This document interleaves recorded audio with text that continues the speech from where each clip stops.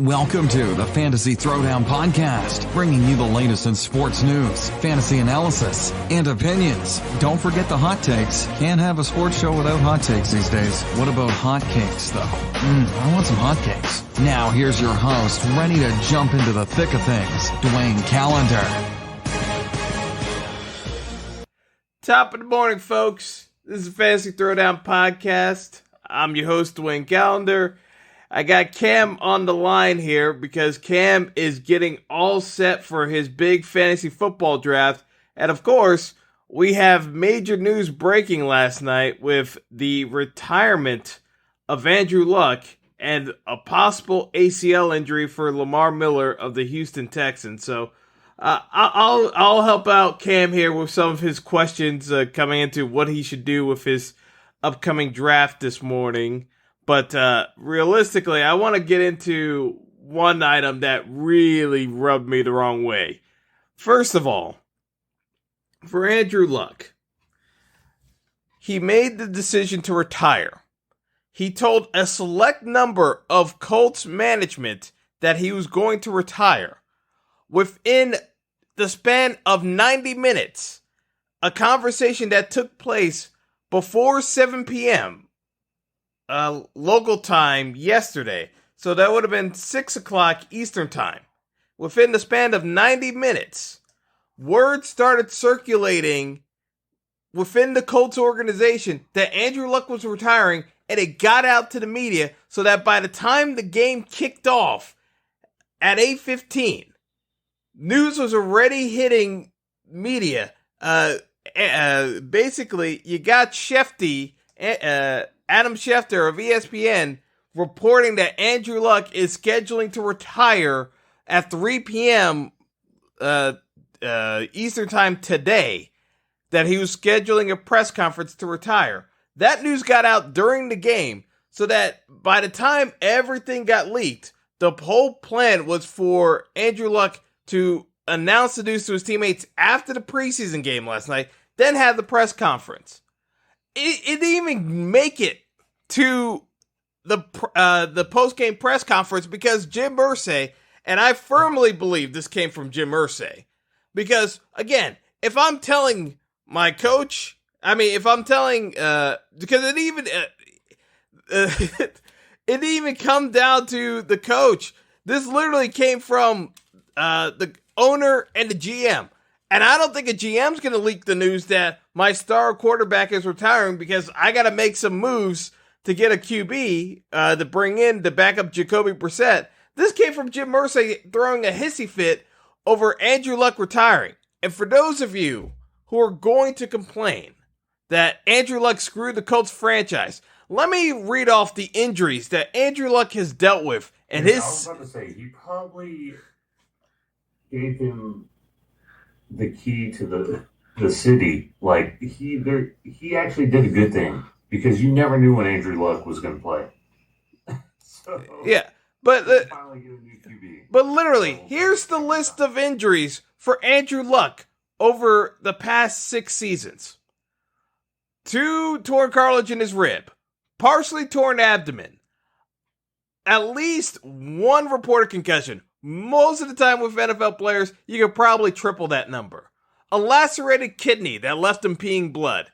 The torn labrum that cost him an entire NFL season with shoulder surgery, and he's still recovering from the effects of that because you never get your full range of motion back after that. You have to retrain how your shoulder works. And now a calf ankle issue that has persisted because the first sign of the calf issue came up back in May. This was like late April, early May. It's been months with this issue that somehow bled into becoming a ankle issue. That the reason why I had Andrew Luck as a bust potential candidate this year was whenever an injury like that is persisting for this long, usually it's located at such a part of the area where between the calf that it's such little blood flow that, you know, the reason why people were in the Colts organization were even suggesting the fact that it could be a Kevin Durant situation is that it's probably so low down he couldn't recover adequately. So for everyone who's bitching and moaning about the timing of Andrew Luck's announcement, the man was trying to come back. He literally said that the toll of trying to constantly be in rehab for 4+ years was enough that, he was so miserable with his job that it was better to walk away than trying to half-ass it and just collect the paycheck to make you feel happy about your football team every Sunday. The thing that drives me absolutely insane with human beings is the fact that whenever people get hurt, everyone always asks, how you doing? How you feeling good? Nothing's bothering you. And they always talk about the injury. They don't talk about all the other stuff that you have to do to make yourself function normally, just to get through a day, let alone multiple years of dealing with injuries.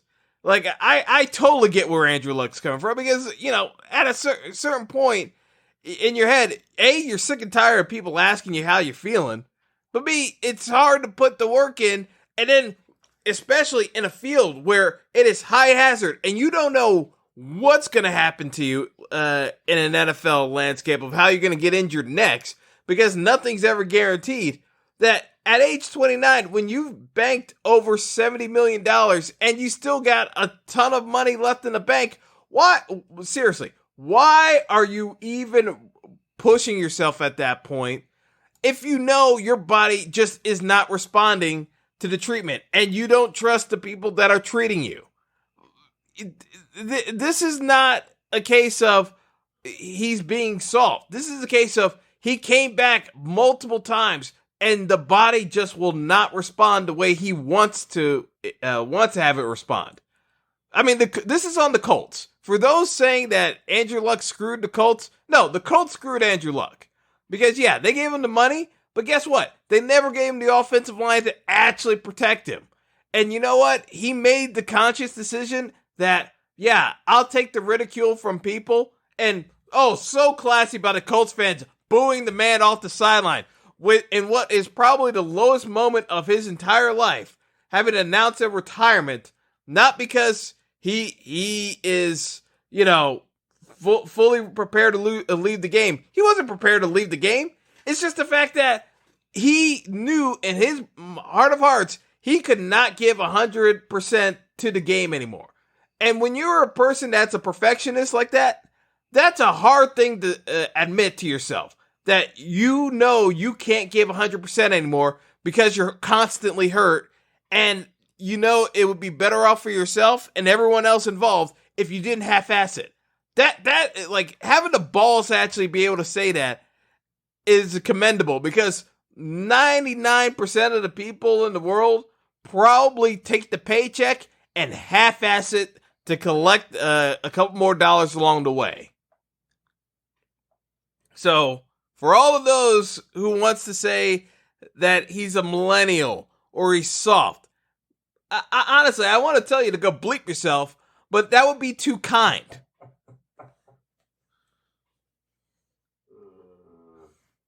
Well, that was well said. It just drives me nuts, Cam. I honestly can't.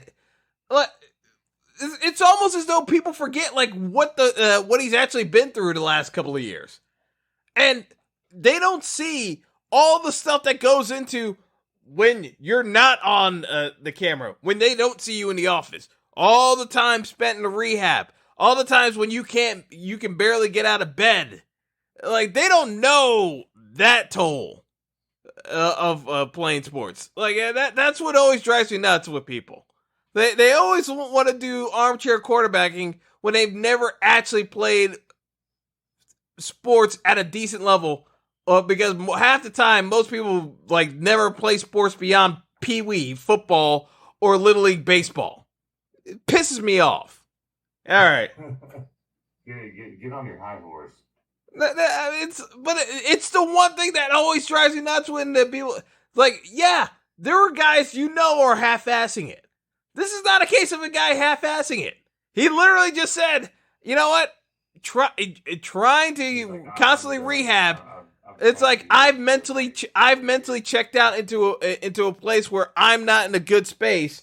Me trying to keep doing this is diminishing returns. That's the best thing he could have done for the Colts, because he could have easily strung out another 3-4 years of not giving 100% effort, collect some more money, because when you retire, yeah, they say the NFL contracts are guaranteed, but the Colts are going to claw back some of that guaranteed money. There's no doubt about that. Knowing the way how petty Jim Irsay is, he absolutely is going to claw back some of that guaranteed money. But it's like, I've listened to people on Twitter bitch and moan about, couldn't he retire before the draft? No, he was trying to rehab, you prick.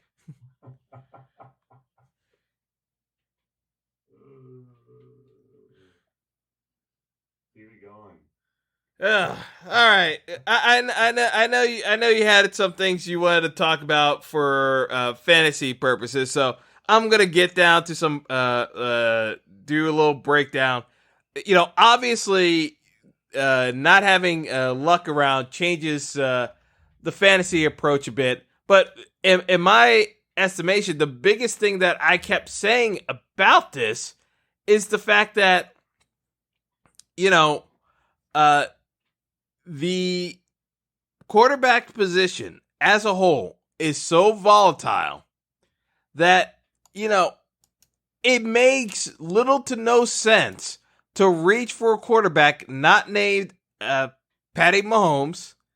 And the simple fact of the matter is, even Mahomes, I still only have Mahomes as a on the tail end of the top 50 overall picks, just because of, unless it's a 6-point touchdown league, your value of getting from a quarterback is so much less leverage than getting more wide receivers and running backs, just to have in case of injury or lack of production coming out of those skill positions than you would from a quarterback. The drop off for quarterbacks is so much smaller than all the other positions that it really isn't worth it to try to reach for QBs not named Patrick Mahomes. And even Mahomes, I still have further behind than anybody else for most quarterback rankings. So my stance is, even though most people are probably going to overreact and reach for a quarterback earlier, you stay the course, you keep waiting for quarterback past round 9 or 10, and if every other team has drafted a QB, then you can draft a QB. But not before then, because really and truly, what you're seeing in fantasy, and the sign of a good fantasy draft, is the fact that outside of Mahomes, no one else is being taken before pick number 75. Like, people have been holding off in most of the good drafts I've been in. Of course, you get the drafts where folks reach early for Deshaun Watson, and also people were drafting Luck. I saw someone draft Luck in the 4th round. But, you know, these are the things that I think you just got to hold off on. You got to stay the course and be even more patient. Now, T.Y. Hilton is going to take a hit. So, T.Y. Hilton, you know, I saw folks drafting him in the 2nd round. Because I already had Lust as a high bust potential, I had T.Y. Hilton as a bust potential because I didn't see him putting up the production this year. So, I had him out of the 2nd round, probably late 3rd round to begin with. Now, T.Y. Hilton's probably a 4th round pick at best, in my opinion. He's a wide receiver 2 option when he was a wide receiver 1. Again, for those of you who already drafted T.Y. Hilton, you know, yeah, it sucks, but you can't really do a whole lot about it. It is what it is. Marlon Mack, he's going to get a lot more touches now with Jacoby Brissett. The Colts are going to have to shift more to a play-action offense. I'm not necessarily changing Mack's valuation. He's still going to be a top 15, top 20 running back, even though teams are going to be less respectful of the passing game. But because you still got T.Y. Hilton lining up, I don't think Marlon Mack's production gets stymied all that much, because you still don't want to bring the safety down into the box. So I still think that Marlon Mack should be fine. The problem here is if at the tight end position between Eric Ebron and Jack Doyle. Our favorite, Cam, Eric Ebron. You know how much I love Eric Ebron, right? Love Ebron was my top bust candidate at the tight end position. My stance has not changed at all. The problem is that... Disclaimer. Every time I played him, he owned. So... Oh, yeah. Listen. Eric Ebron put up great fantasy numbers when Jack Doyle was injured. Jack Doyle's back now. Jack Doyle literally had the lion's share of targets at... And do you want to know what the split of targets were when Jack Doyle was on the field versus Eric Ebron, Cam? Let's hear it. Cam had... so basically, Cam, Jack Doyle had 75% of the targets versus Ebron's 25%. And yeah, that's why it was fun to pick him in fantasy because no one picked him and then he scored a touchdown. Yeah. So, I mean, Jack Doyle is the primary tight end. Like, the folks who keep drafting Ebron before Jack Doyle, I keep staring at them wondering, are they just looking at last year's stats and not paying attention to the fact that Jack Doyle was injured? You know, here's the bottom line. The number one target for Jacoby Brissett is going to be short routes to T.Y. Hilton, which isn't going to do a whole lot of value for T.Y. Hilton. Jack Doyle, yeah, he's going to get some targets from Jacoby Brissett, but it's not necessarily going to be a ton of down the field targets. So it's going to be a dink and dunk offense. I still say, you know, if you drafted Eric Ebron already, good luck with that because you're not going to get the value out of Ebron last year was the fact that Andrew Luck had him targeted for a ridiculous number of touchdowns. He had 13 touchdowns last year. Eric Ebron will be lucky. Before Andrew Luck even announced his retirement, I thought Ebron would be lucky to even get 5 touchdowns this year. You may be looking at a season where Eric Ebron maybe gets 3 touchdown catches this year, at best. I'm not even sure if he gets 1. That's how down I am on Eric Ebron with Jacoby Brissett this year.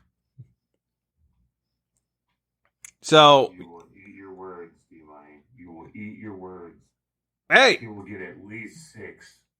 all right, we'll see. We'll see, Cam. But every touchdown that he has is going to be like 2 yards. So he's going to have like no yards. It's going to be a red zone 2-yard touchdown that everyone's going to be pissed about. And I'm not going to have him in my DraftKings that day. yeah, That's exactly how it's going to work. I'm just playing it out for everyone. yeah. But it was, the bottom line is that, if you already drafted Andrew Luck, the play here is probably going to be, most likely if Phillip Rivers is available in your league, grab him. If someone didn't draft Jameis Winston, he takes priority over Phillip Rivers. But most likely someone grabbed Jameis Winston on the back end of your draft. If they didn't, then someone made a mistake. But I would say famous Jameis is going to be the play. Then you're looking at Phillip Rivers. Then you're looking at a guy like Kirk Cousins. Maybe you mess around with Sam Darnold. What's that? You like that? Yes, you like that. You like that. Yeah. That's exactly what I'm talking about. There you go. Come on. I mean, yeah, you but this is the thing. It's not the end of the world. Like, the folks that are going crazy on Twitter about their stupid fantasy team with Andrew Luck fail to acknowledge. Yeah, if you drafted Andrew Luck, it's still the deepest quarterback position. Take this as a lesson that this is why you don't reach for quarterback too early. Like, people keep making this mistake. Like when you take a quarterback that early, that's why you put yourself in that position, because quarterbacks, well, yeah, it's always possible that the position doesn't get injured. Guess what? If he does get injured, you overplayed your hand and you gave up a number of skill position players, because where Luck was being drafted was way too high. Like Luck being drafted in the 50 around pick 50, I never understood what people were rushing for. It's like the same thing with Deshaun Watson. I love Deshaun Watson. I'm not going to have any exposure to Deshaun Watson this year because he's being drafted way too early, in my opinion. So I love him, but I'm not going to pay that much of a premium for him. At a certain point, you got to take positions when you're putting together your fantasy roster, and that's just the way it's going to be. But, so let's get into the other news that gets dwarfed on the day. Last night, during the game with the Texans, Texans running back Lamar Miller gets knocked out of the game, and now the Texans are suspecting that Miller has a torn ACL. Now, Cam, I know you were wondering when I was going to do my sleeper article. It now gets disrupted by this news, because my sleeper for fantasy this year was Duke Johnson, because I already expected Duke Johnson to take the starting job away from Lamar Miller before week 6 of the season. Now Duke Johnson is a running back 1 option to begin the year. To me, Duke Johnson should be selected within, he should be going up in the 50 to 60 range of draft picks. I like Duke Johnson more than a guy like Kenyon Drake. And I've drafted Kenyon Drake because of lack of options at the running back spot, because I wasn't going for Lamar Miller. But I like now Duke Johnson to be ahead of Kenyon Drake moving forward. In PPR formats, even more so. But to me, there's no getting around it. Duke Johnson's a better running back option than a number of candidates here. I got him basically as my running back number 25 ahead of Kenyon Drake. Well, what do you want to do about that? So basically, you're going to be targeting Duke Johnson somewhere. Basically, Duke Johnson's going to be somewhere in the mid. So, is he top 10? No. He's definitely got to be like the 15 to 20 range, right? Well, I still have Marlon Mack in the 20 range. So Duke Johnson falls into that running back 25 range because of his. Duke Johnson, FYI, is like at 30 right now. What's that? So I said Duke Johnson right now is probably at 30. This is probably. Oh, okay. Okay. Is that the latest rankings from ESPN? Because I'm still thinking this is with Lamar getting hurt. I think this is updated. I think he's about 30 right now. Yeah, because Lamar Miller was ranked around 30, so they probably just replaced. They just probably switched the name. Yeah, they probably replaced it. I'm going to be more bullish on Duke Johnson moving forward. So I would have him at running back 25. So basically, my picks at running back from the 20 range, because I have Duke Johnson ahead of Damian Williams. I still wouldn't move up Damian Williams that much because I have Damian Williams as 26 in my running back rankings. He was 25, but I have him as 26 now because I put Duke Johnson ahead of him. But, you're still looking at guys along the lines of once you get past Mark Ingram, Chris Carson, I don't like Derrick Henry, but I get it. I would still put Derrick Henry ahead of Duke Johnson just because in a lot of in terms of the offense for Tennessee, there's still potential that Derrick Henry puts up top 10 running back numbers at some point during the year.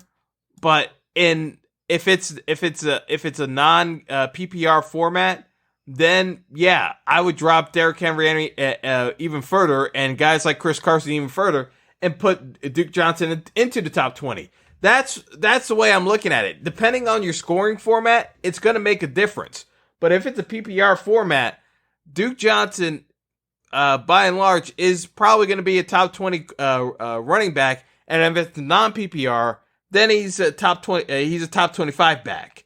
But the long and short of it is that Duke Johnson is going to be drafted way too late, so that if you're having a fantasy draft for today, Cam, my suggestion: Duke Johnson needs to be a top somewhere between pick 50 and pick 60. I don't know where you're picking, but Duke Johnson needs to be selected somewhere in that range because he's probably going to be going in the 70s. But I wouldn't risk it. I think someone might be smart enough to draft him in the 50 to 60 range that I'm predicting. All right, well, let's play fantasy throwdown. So I will give you the keepers for my league, and you tell me who's going to be my first pick. Yep. All right, so you better be writing this down. Well, I'm pulling up my rankings, and I'll do my best, Cam. You bet. So right now, Melvin Gordon. Melvin Gordon's a keeper. This is how the snake draft came about, and then you pick one keeper. So don't think they're taking him as a first pick. So Melvin Gordon. Yep. He's apparently a third-round pick, which is decent. Yeah. I got Melvin Gordon in the third or fourth round. So third round keeper for Melvin Gordon. That's fine. Which is good. Which is good for him because then he's gonna have a pick. So, well, all right. So Melvin Gordon, Dalvin Cook. What round is Cook in? Second round. Yeah, fair. Pat Mahomes, the Patty Ice. Oh yeah, well that quarterback that ever lived. Well, that one makes sense because he was probably drafted in I would say probably round 8 or 10 last year. Round though, yeah. Oh wait, it cost him a second round pick. Yep. Oh, Dude, I would pick him as a first round pick. He's the best that ever lived. B-Money. Come on. Of course, you're ignoring my advice, but okay, fine. Hey, you know how much I love me some Patty Ice. I know. Sometimes you got to play. Some. As a Texas Tech grad, Cam is in love with Patrick Mahomes. He may even consider tattooing Patrick Mahomes' face onto his arm one day. I will. On my face, on my arm, and my butt. Probably too much detail for the fans, Cam. TMI. So next, we got Odell. First round or second round? Second round. Fair. Saquon. First round. Yeah. No way. How is Saquon first round? Saquon's the overall number 1 pick. Okay, you were being sarcastic there. It wasn't sarcastic enough. No, dude, he plays for the Giants. Dude, he sucks. Again, number 1 overall fantasy option. Stop. That's terrible. I hate him. He sucks. I would never pick him. Play with your head, not your heart, Cam. Dude, I would pick Blake Bortles over freaking Saquon. And that, folks, is why teams lose fantasy drafts. Keep going. All right, so Todd Gurley, second round. Way too much of a risk there, but I get it. You're hoping for the returns. I just don't. I wouldn't use a keeper knowing that it's going to cost me the second round pick. If it was a third round pick for Gurley, yeah, we're talking. I think he's on the edge of the second and the third. Yeah, the thing of it is that when you have keepers and you have guys who aren't going to be able to pick, I'm not taking market value for Gurley knowing the question marks, mainly because Gurley's production is being limited to about 70% at most of what he was doing last year, which means you're getting borderline running back 2 value for what you're drafting as a running back 1 option. That's my concern. And because of his injury history, there's no guarantee that the Rams don't decide to give goal line carries to someone else to lighten the load on Gurley at the point of impact, at the most likely position where he's going to be able to get hurt is at the goal line situation. So my concern with Gurley is the fact that A, are we going to see the explosive runs? B, if they're trying to limit his carries, they may very well limit his goal line touches. And from what we've seen, Gurley is not exactly a fan of fantasy football, so he won't care that his goal line touches are being limited. He's already gotten his guaranteed money. So to me, Gurley's going to play ball with the organization because he knows with his arthritic knee, the organization could jerk him around. He's gonna be well behaved, unlike Zeke. So I worry. Hey, I still have Zeke as a Zeke's jersey right now. Zeke. Listen, we should trade him. Listen, Zeke is get on the Rams. Zeke is still the overall second best player in fantasy, in my opinion. I still have him as if it wasn't for the fact that he wasn't in camp yet, he'd be number 1 over Saquon. But because he's not number 1, he's not in camp yet. That's why he's at number 2. So I'm still drafting Zeke if I have a top. Because he's in Cabo, huh? Yeah, I still draft Zeke. I'm wearing a Zeke jersey as we speak. Yeah, so I'm not worried about Zeke. But anyway, we're gonna keep it moving because I got off on a tangent there about Gurley. So I was about to say this ain't my fault. This is yours. So we got Todd Gurley. So next, James Conner, 2nd round, which was my freaking pick. Yeah, that makes sense. Got some. No way. I can't believe he kept him after Le'Veon Bell. Sorry, I'm a little bitter about that one. All right, Joe Mixon. That's a surprise to me. 3rd or 2nd? 2nd. Yeah. Back end of the 2nd round pick, but I get it. My boy right here, Christian McCaffrey, 1st round. Yep. Oh, yep. I wish I could. Oh, I should have picked him 2 years ago, and I'm pissed. Well, I mean, no one really thought the Panthers were going to use him as much as a typical running back as they have thus far. So McCaffrey is showing that he can't handle load. So I got no problems with if you want to rank a McCaffrey 2nd over Zeke. I don't have a problem with that. It's just that when Zeke comes in, and I firmly believe Zeke will, he's going to be the best overall running back in fantasy. So I bet he will too. And Jerry will suck his pee-pee. Yeah. But all right, who else we got? All right, so last, me, Julio. Okay, so Julio being your 1st round pick. Yep. He's considered a 1st round, but it doesn't matter because I'm 10th pick. So we wrap around. I get the next pick anyway. So yeah, doesn't matter if he's 1st or 2nd. Yeah, and you know what my answer is going to be? It's Zeke. Hey, dude, if I can pick Zeke, if I get Zeke at that point, I'm gonna pick him. So. Yeah, like the first pick of your draft should be Zeke. I know some folks are going to pick Kamara. My position is I'm ranking Zeke ahead of Kamara. 2 reasons. A, people keep underestimating Latavius Murray. I think Latavius Murray is a better running back than Mark Ingram.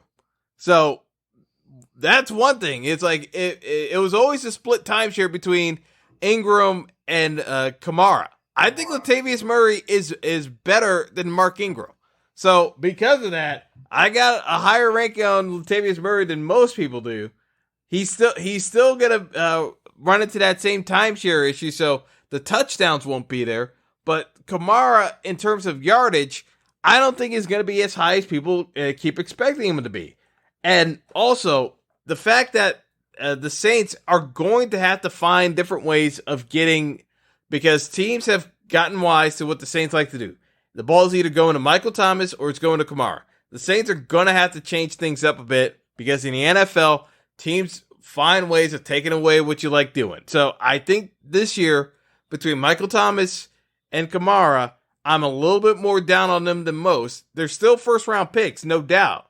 But don't expect the same level of production just because the gang got all back together again. It doesn't necessarily translate that way. Same.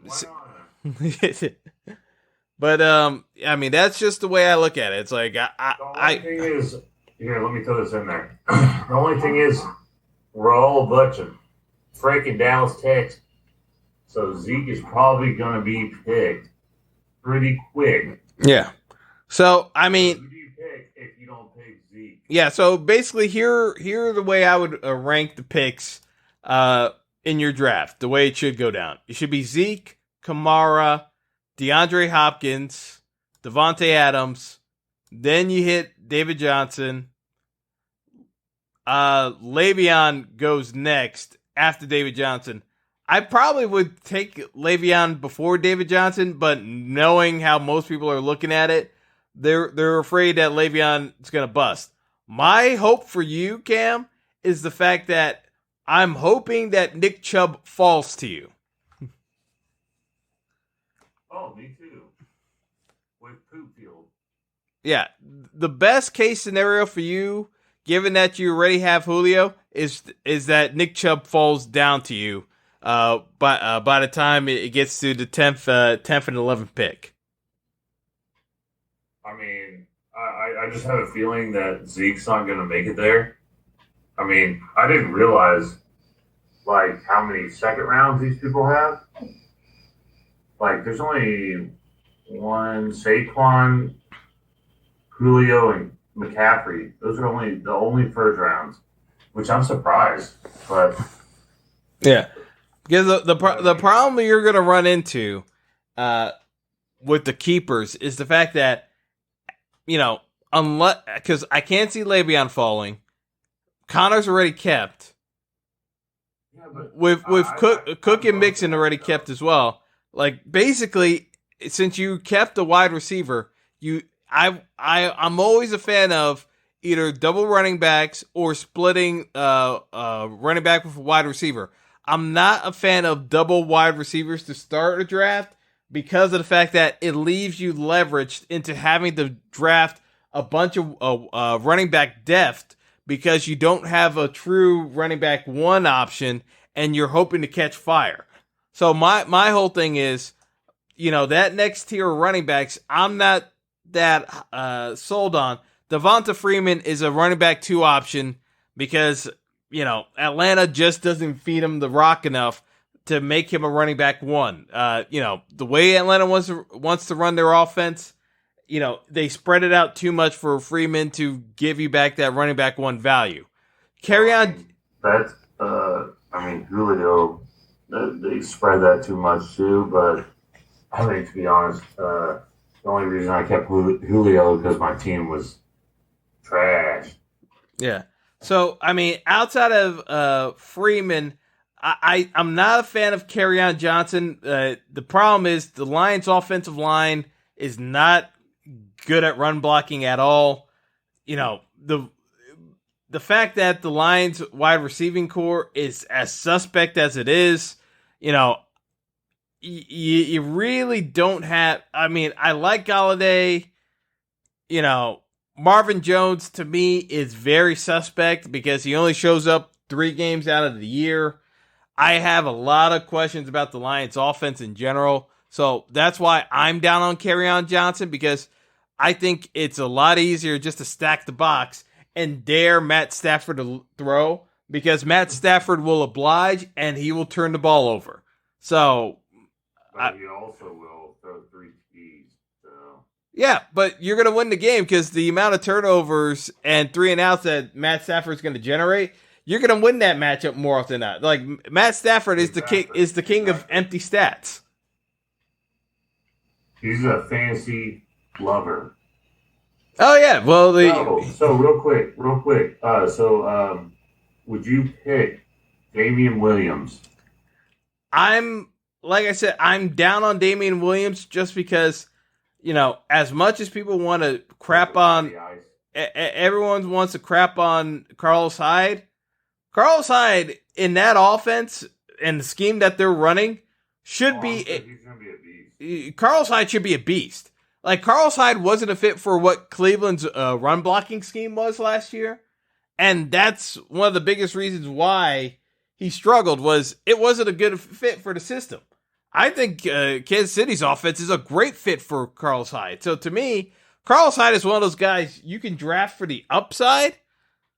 But by that same token, I'm more negative on Damian Williams. Yes, I'll put Damian Williams as a top 20 option just because, yeah, if he gets the lion's share of carries given the offense, he's going to get opportunities to score touchdowns. So, yeah, you can't fade Damian Williams completely, but it's like the only guy I have as a bigger bust potential than Damian Williams would be, well, actually the two guys would be Gurley because of the health reasons and the fact that they're going to reduce his workload, and Aaron Jones of the Packers. But outside of that, Damian Williams has a very real chance of busting for where he's being drafted, because you're drafting because of him being on the Chiefs offense, not necessarily his track record, because he doesn't really have a track record. I agree. So again, it's the unknown that's the problem here. It's like, how is he going to handle the success he had last year, given that he hadn't done anything else in his NFL career previously? That, to me, is a big question mark. I don't like Aaron Jones from the standpoint of Aaron Jones is, yes, he has talent, but in Green Bay's offense, Aaron Rodgers is going to throw the rock. So, for all those who keep hoping that the Packers are going to have a 1,500-yard rusher, it's a fantasy. They're not going to run the ball nearly enough. They're not going to run the ball nearly enough to have Aaron Jones return the value that he's being drafted as. Like, people keep looking at him as a running back one potential, and I don't see it. Like, if you're drafting Aaron Jones in the second round, you're begging for a bust potential there. To me, Aaron Jones is a third round pick earliest. I'm not taking Aaron Jones in the second round. I'm sorry. It's not happening. I'd rather take Marlon Mack in the second round before I take Aaron Jones. Hell, I'd rather take Fournette in the second round before Aaron Jones. And Fournette, I still think Fournette is still going to be in the doghouse with the Jaguars before week 5. So to me, Leonard Fournette is at risk of getting suspended by the Jaguars before week 5. And I would still have more confidence in Leonard Fournette being a running back one option ahead of Aaron Jones. Do not take that as an endorsement to draft Leonard Fournette, because, again, I still think Leonard Fournette could get himself suspended. So that's why I look at it and I say, realistically, I'm worried about the running back spot if Chubb doesn't fall to you, because, again, to me, running backs, I'm going to be fading more in the middle rounds this year than I have in years past. The only other guy that you can try to throw a lifeline to would be Josh Jacobs, the rookie running back for the Raiders. But the Raiders are such a mess. I don't know what this team's going to be. And that scares the bejesus out of me, because the Raiders have the potential of getting blown out of so many games that I'm not sure if Josh Jacobs is even going to get the carries to return to value. That's why I worry about Josh Jacobs and would select even Derrick Henry ahead of him, because I don't know what the value is going to be. Melvin Gordon still hasn't returned to the Chargers yet. I can't put Melvin Gordon in the conversation yet because A, Melvin Gordon's always hurt, and he's not nearly as good as he thinks he is. So I got concerns about Melvin Gordon as well, even when he does return from his absence from the team while he negotiates a new contract, because, again, the valuation on Melvin Gordon, people are still taking him way too early. So when you mentioned he was being kept, that's why I was like, ugh. Yeah. It's market value. It's market value, but again, it's market value because of the high risk involved. Yep. The thing is, though, if he actually stays healthy, he's a beast. So, again, when has Melvin Gordon stayed healthy in an NFL season? Exactly. We're both laughing right now. It's like, if you couldn't stay healthy at age 23, age 24, age 25, age 26, yes, that would be considered prime age for most occupations in the world. Not an NFL running back. NFL running back, yes, technically you're prime, but when you're an injury-plagued running back, age 26 could easily be the age where it all goes downhill. I completely get why Melvin Gordon's holding out for his money, because if he doesn't hold out for his money, the chances of him actually having a fully healthy NFL season are slim to none after age 26. Yeah, so like I said, Duke Johnson, because of it being a keeper draft, to me, I would move up the timetable for Duke, because someone's going to grab Duke probably in the 60 range. So what you want to be positioning yourself is as that 10th pick. 40, pick number 40 is probably going to be a reach for him, but I don't think it's the worst thing in the world to take him at pick 41, because, again, by the time it comes back to you, I don't think he'll be there. That's my concern. So I would probably I'd rather take Duke Johnson around early than around too late, because with it being a PPR format for you, Cam, I'd rather take Duke Johnson early. That's just my suggestion. Roger that. Because I have Duke Johnson ahead of Tariq Cohen, ahead of Philip Lindsay, and it's not that I don't like Philip Lindsay. I do like Philip Lindsay. But if it's a PPR format, and Duke Johnson being the most productive PPR format, not named Le'Veon Bell or Alvin Kamara the last 4 seasons, guess what? I'm taking Duke Johnson when he's got the sole share of the workload at running back. I think it makes the Texans a better team. I thought Lamar Miller was holding back the Texans offense by getting the lion's share of carries. I think Duke Johnson's perfectly suited to being a 20 carry running back in the league. He just never got the opportunity to do so in Cleveland. Well, let's rank some receivers right now. All right, what you got?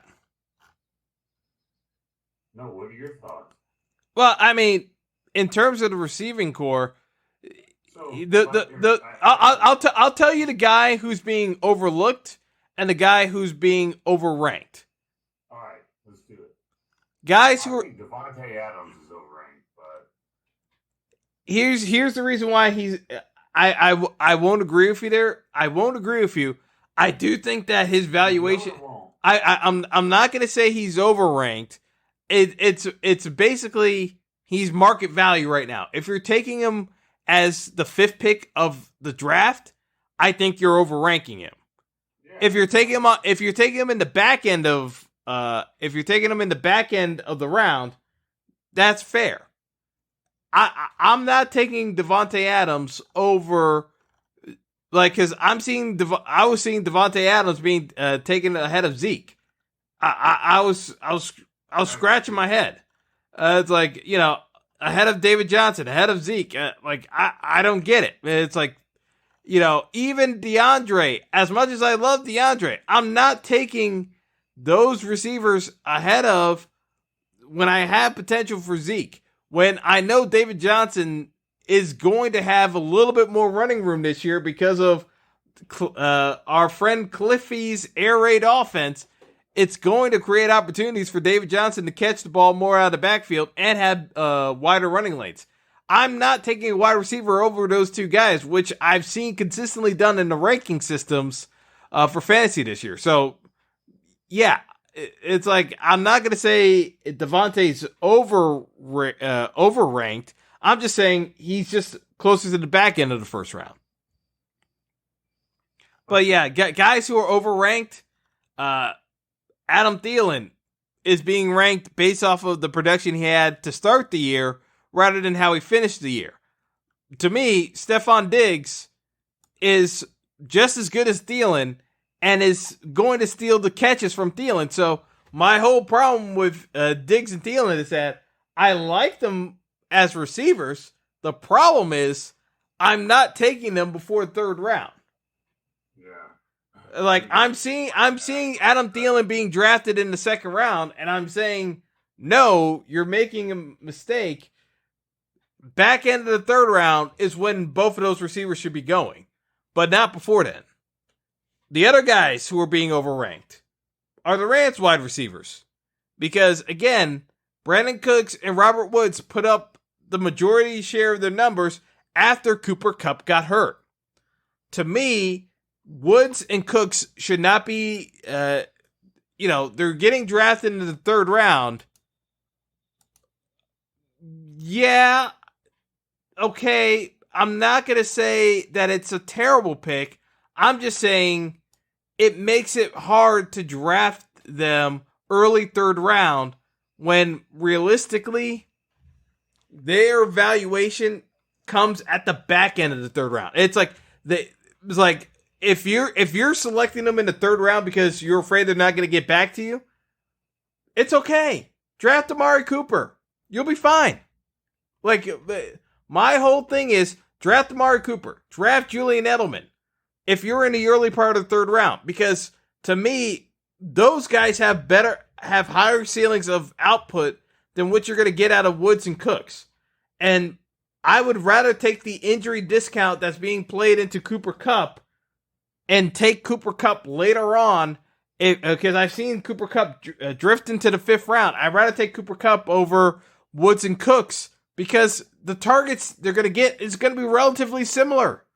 And Cooper Kupp is the red zone favorite target of Jared Goff anyway. So why am I taking Woods and Cooks that early? I mean, I wouldn't take any Ram receiver, so I'm biased. Yeah. But like the guy who, and the one other guy that I would put him down as a do not draft candidate right here and now. And I'm pretty sure you won't draft him either for other reasons. But the other guy I put as do not draft is Alshon Jeffrey. Alshon Jeffrey is now 29 years old and has not played a full NFL season in 4 years. So, again, when you're doing fantasy projections, you're factoring in like staying healthy. When a guy can't stay healthy, and again, Alshon Jeffrey's production, while it was better with Carson Wentz as opposed to Nick Foles at quarterback, I'm not going to dispute that. Banking on Alshon Jeffrey to get you 75 catches, to me, is a big risk. And my biggest problem with Alshon is the fact that he's got to get into the end zone to pay off the valuation of where he's being drafted. So, again, for the folks that are drafting him in the third round and early fourth round, I just think there are a number of options that you could go with besides Alshon Jeffrey. Hell, I'd rather take Allen Robinson and Robbie Anderson ahead of Alshon Jeffrey. Calvin Ridley should be going ahead of Alshon Jeffrey. But, I just have Alshon Jeffrey as a do not draft candidate because, again, where he's going, it's too early. It's too early for me, and I got a couple other options that I'd rather have.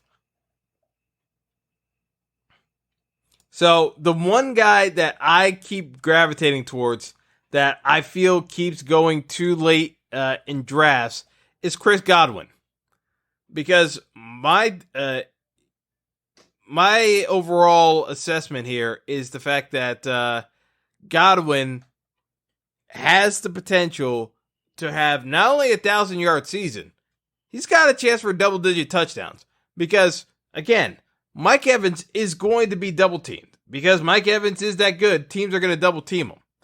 I think that if Winston can control the turnovers and get Tampa more consistently in red zone opportunities, I think you got a golden chance for Godwin to put up major numbers in fantasy this year, and he's still going late third round at the earliest. I've seen him go into the fourth and fifth round.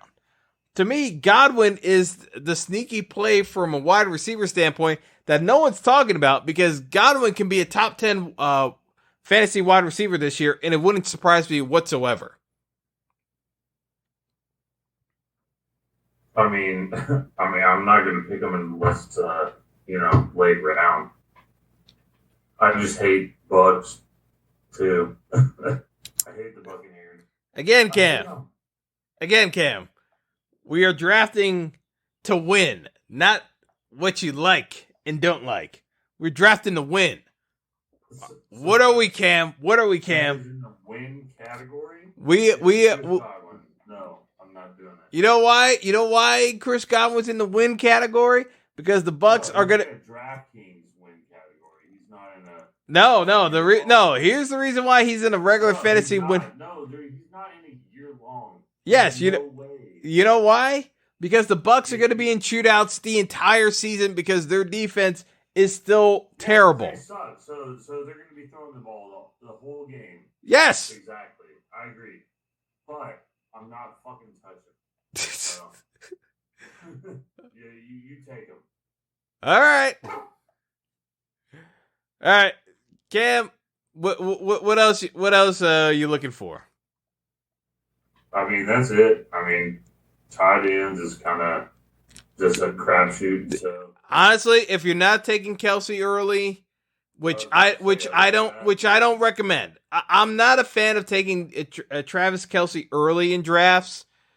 It's only if you're again. I know some people would suggest people take them like in the second round. Yes, like, what are you doing? I've seen that happen too. But the scoring format. The scoring format of your league in PPR has to reward catches by tight end at a higher valuation, or it's got to give you bonus points for catches over 100 yards for me to take Kelsey in the second round. Because the only reason why I'm taking Kelsey in the second round is because Kelsey essentially grades out to a number one wide receiver at the tight end position if everything goes well for Casey again this year. If you think the running game for Casey is going to struggle, like I do, then yeah, you can take Kelsey in the second round, but just know it can backfire you horribly. I mean, but even if it was good, I mean, they have Patty Ice, so they're going to throw the ball. So the only thing is, for me, over 100-yard games, you get extra points, but I'm still not taking Kelsey,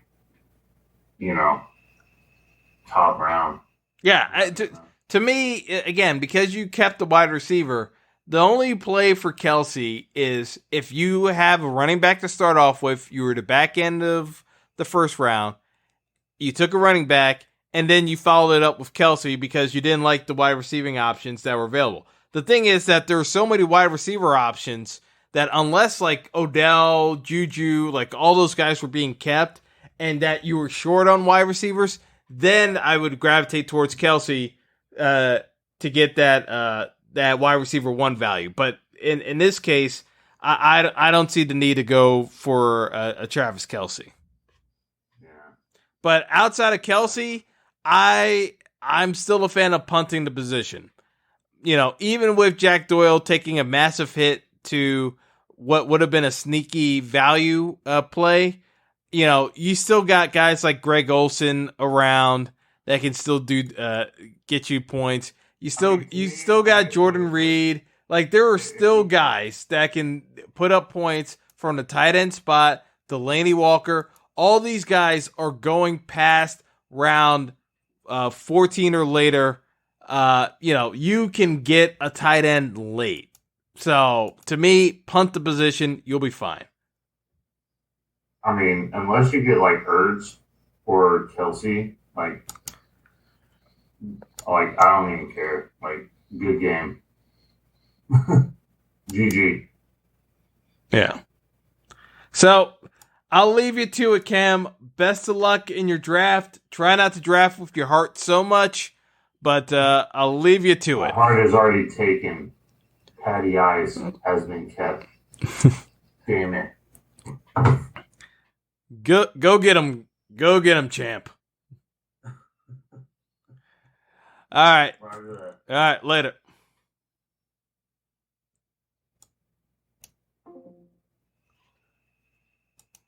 All right, well, that's going to do it for the show, folks.